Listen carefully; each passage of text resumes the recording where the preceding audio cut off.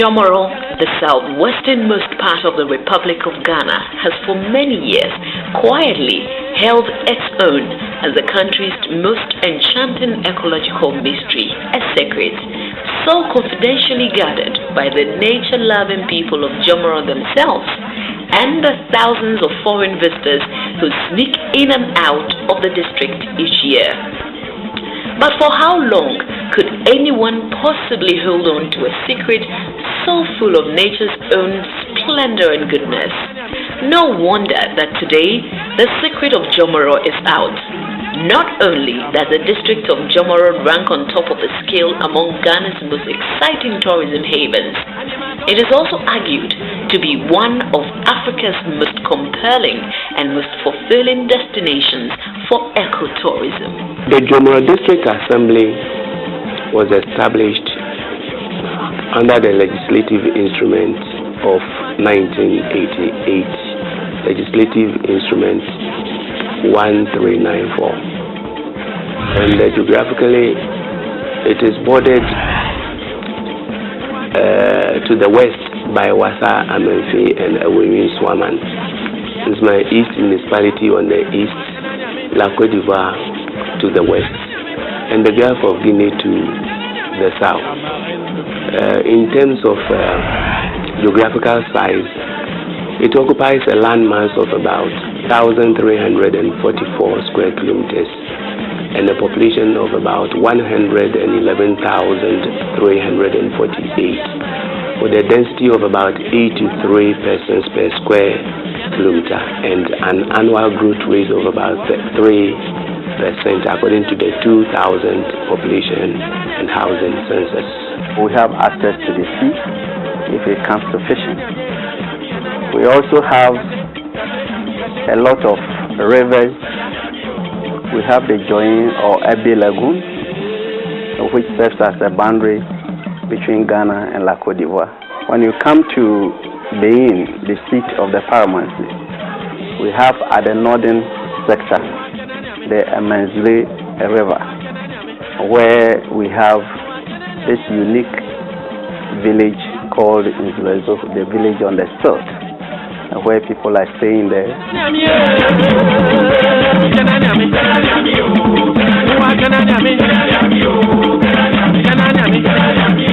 Jomoro has a large traditional agrarian sector. These mostly comprise small-scale peasant farmers who grow cash crops like cocoa, coconuts, and oil palm, and food crops like cassava and maize.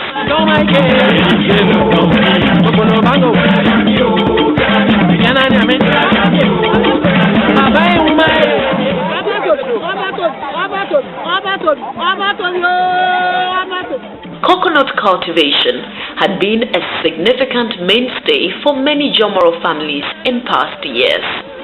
The crop, however, stagnated slightly in the mid-90s because farmers feared that the dreaded Cape St. Paul disease, which had already devastated coconut plants along Ghana's entire coastline, would catch up with coconut in Jomoro. Coconut farmers who took their chances with the crop tell a puzzling tale about how the disease ravaged its way across the western region, but literally jumped over Jomoro to cause havoc on the crop across the border in the Ivory Coast. Investment is paramount. I believe you will agree with me that the national capital is now choked. But if you come down towards the west, Jomoro to be precise, the last district on the southwestern fringes of the country, you realize that the shoreline is excellent, a natural beauty that any tourist would want to visit and maybe invest. Once people invest here, the land is there, our traditional authorities are prepared to partner and support government to release land for whatever kind of investment, so long as they do not affect the environment. That is a conditionality anyway. We know of investment in gold in Takwa. We know of investment in gold in Obuasi and the harm it has done to people. And we are prepared to encourage them. The only caveat is that we are not prepared to sell our land to anybody who wants to come and invest there. We have taken a decision to use our land as equity in whatever project that any investor will do there, because the land is for present and future generations, and therefore it will be, a disservice to future generations for us to trade the land, collect the money, and foolishly consume it. Perhaps we are not even going to invest it in something that a future generation will come and enjoy, and it will be a disservice to heritage.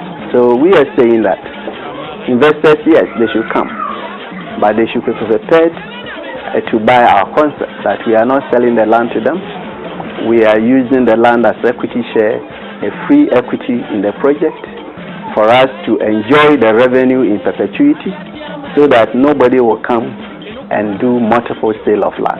In terms of market, you realize that we are right at the border with Cote d'Ivoire to the southwest of it. We have communities like Elubo that has attained some kind of international status. We want to grow the market there.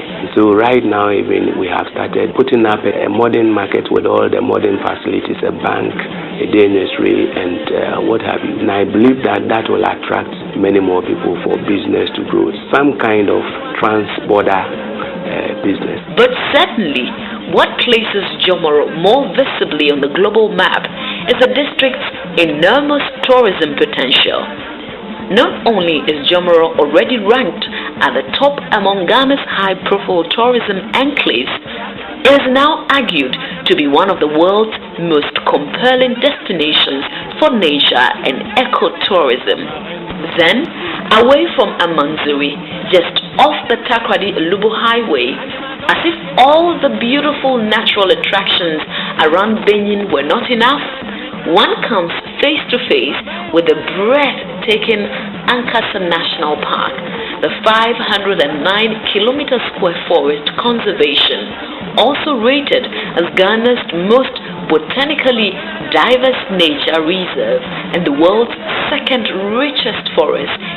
I believe Jomoro too is not only the excellent destination for investment, but also an excellent destination for tourists, where we have the bamboo cathedral, a natural formation that God has made and that is being more or less maintained by humankind.